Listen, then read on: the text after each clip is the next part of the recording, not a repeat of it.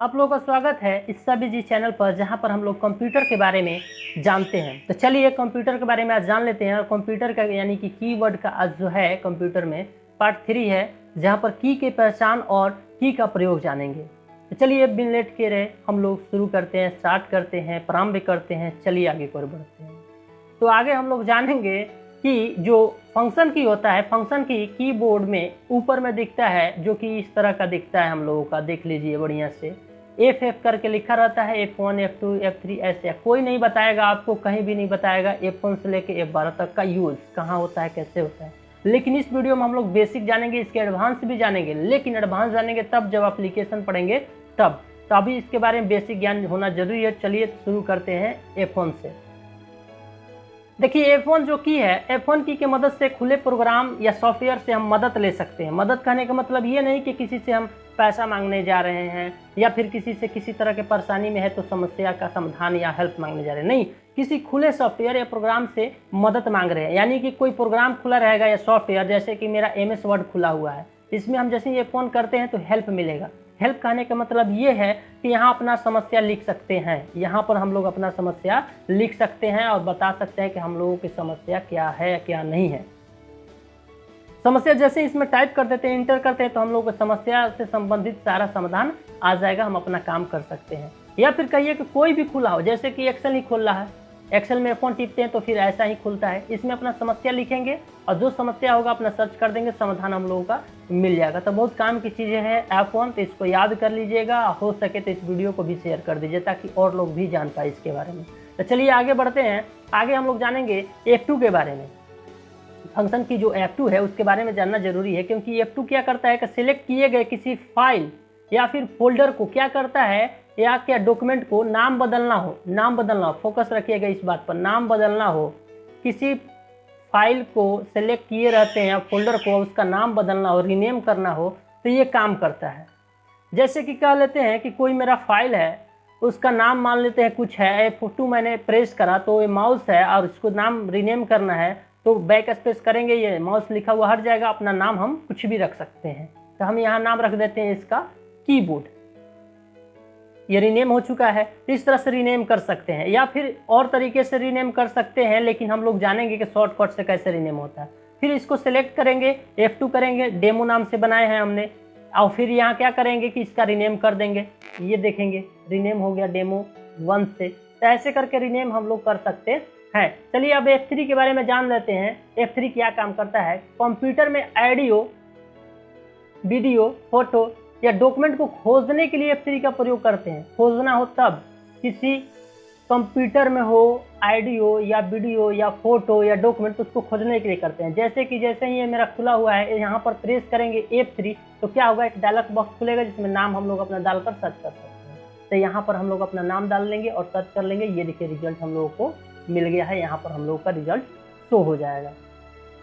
चलिए अब जान लेते हैं हम लोग फंक्शन की F4 के बारे में। तो F4 बहुत ज़बरदस्त काम आता है, सब लोग जानते भी होंगे। जैसे कि F4 क्या करता है कि अल्ट के साथ में F4 करते हैं तो ये क्या काम करता है, कंप्यूटर को बंद करने वाली स्थिति में लेके चला जाता है। जैसे यहाँ पर लेके आ जाता है, जैसे ही ओके करेंगे यहाँ पर हम लोग का कंप्यूटर शट डाउन हो जाएगा। या फिर यहाँ ड्रॉप डाउन से आप लोग जो करना चाहते हैं वो कर लीजिएगा। तो ये बाकी सब जानेंगे, लेकिन इसमें जानना है, इस वीडियो में जानना है हम लोगों को F1 से लेकर F12 तक के बारे में कहानी, जो बेसिक हो, जो जानकारी मिल जाए कि क्या काम करता है। ऐसे F1 F2 F3 जो 12 तक है, इसका और भी काम होता है, और जगह भी यूज होता है, तो वो हम लोग सीखेंगे जब एप्लीकेशन पढ़ेंगे तब। चलिए F5 के बारे में हम लोग जान लेते हैं।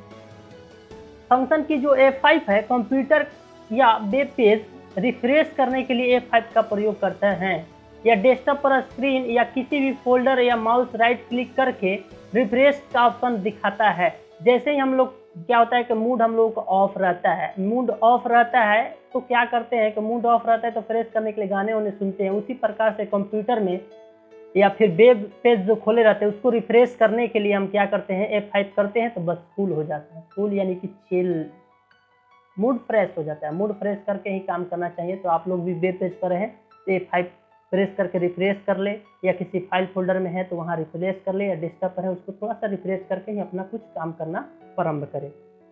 तो चलिए हम लोग जान लेते हैं कि रिफ्रेश जो होता है, और रिफ्रेश ऐसे मैनुअली भी कर सकते हैं, जैसे कि जैसे ही माउस में राइट क्लिक करते हैं तो हम लोग का ये ऑप्शन खुल जाता है जो यहाँ पर दिख रहा है, और यहाँ पर हम लोग का एक रिफ्रेश का ऑप्शन दिया है जहाँ से हम लोग रिफ्रेश कर सकते हैं। तो चलिए यहाँ तक आपको F5 समझ में आ गया हो गया। अब हम लोग को समझना जो है F6 समझना है।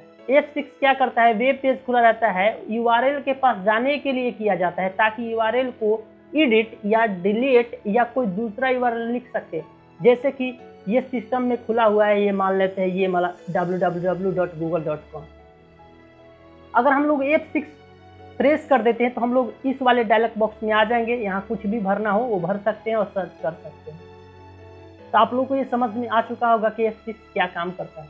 चलिए आगे बढ़ते हैं फंक्शन की के बारे में। फंक्शन की हम जानते हैं F6 के बारे में कि F6 क्या काम करता है, तो समझ लेते हैं। वर्ड, एक्सेल, पावरपॉइंट में स्पेलिंग को चेक करने के लिए F7 का इस्तेमाल किया जाता है। इसके अलावा भी बहुत सारे जगह पर प्रयोग होता है। हम बता ही रहे हैं कि इसका प्रयोग बहुत जगह अलग अलग तरीके से होता है, लेकिन हम लोग जब वर्ड, एक्सेल, पावरपॉइंट खोले रहते हैं तो उसमें प्रयोग होता है स्पेलिंग चेक करने के लिए। विंडोज बूटिंग के समय सेफ मोड में जाने के लिए F8 का प्रयोग करते हैं, फंक्शन की 8 का प्रयोग करते हैं। ये बात याद रखिएगा, काम में आने वाली चीज़ है। F9 के बारे में जान गए। अब उसके बाद जान लेते हैं F9 जो है इसके बारे में जान लेते हैं। इस बटन का प्रयोग अलग अलग जगह पर अलग अलग बटन के साथ में किया जाता है। ज़्यादातर टैली वाली जब सीखेंगे तो उसमें सारे फंक्शन की यूज होते हैं, तो इसलिए इसको जानना, सबको जानना जरूरी है। चलिए अब जान लेते हैं F10 के बारे में, फंक्शन की। F10 क्या करता है कि फाइल या फोल्डर या किसी भी डॉक्यूमेंट की ऑप्शन को खोलने के लिए शिफ्ट के साथ F10 प्रेस करते हैं। जैसे ही माउस के राइट क्लिक से खोलते हैं, जैसे कोई फाइल रहता है और जैसे ही हम लोग क्या करते हैं ना कि राइट क्लिक करते हैं, हम राइट क्लिक करते हैं ना तो ऑप्शन ऐसे जैसे खुल रहा है यहाँ पर ना, वैसे ही ऑप्शन खुलता है जहाँ पर हम लोगों को क्या होता है, फाइल को डिलीट, रीनेम, उसके प्रॉपर्टीज जो भी देखना वहाँ खुल जाता है। जैसे कि देख लेते हैं हम लोग को कैसे खुलता है।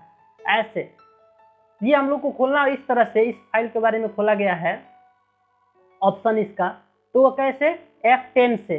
F10 सिर्फ अकेले नहीं, उसके साथ में हम लोग को शिफ्ट भी आया है, शिफ्ट के साथ में F10, या फिर माउस के राइट क्लिक के बटन टिपते हैं तो वो क्या होता है कि ऐसे डायलॉग बॉक्स आ जाते हैं।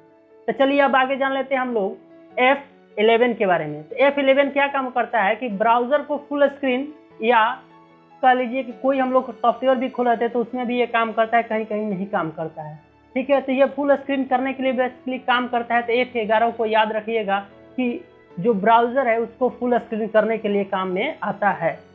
ऐसे F12 का काम क्या है वो समझ लेते हैं। वर्ड, एक्सेल, पावरपॉइंट में बनाए गए डॉक्यूमेंट को सेव या सेव एज करने के लिए F12 का प्रयोग करते हैं, सेव या सेव एज करने के लिए प्रयोग करते हैं। जैसे देख लेंगे कोई हम लोग का ये है, जैसे ही F12 करते हैं तो ये क्या सेव करने के लिए रहता है, फाइल का नाम क्या रखना है, सेव एज टाइप, इसका टाइप क्या रखना है। तो ये सारे अलग चीज़ है, वो समझेंगे क्या चीज़ है क्या चीज़ नहीं। लेकिन F12 क्या काम करता है, सेव या सेव एज वाले पोजीशन में ले आकर रख देता है, जहाँ से हम लोग अपना सेव एज कर सकते हैं।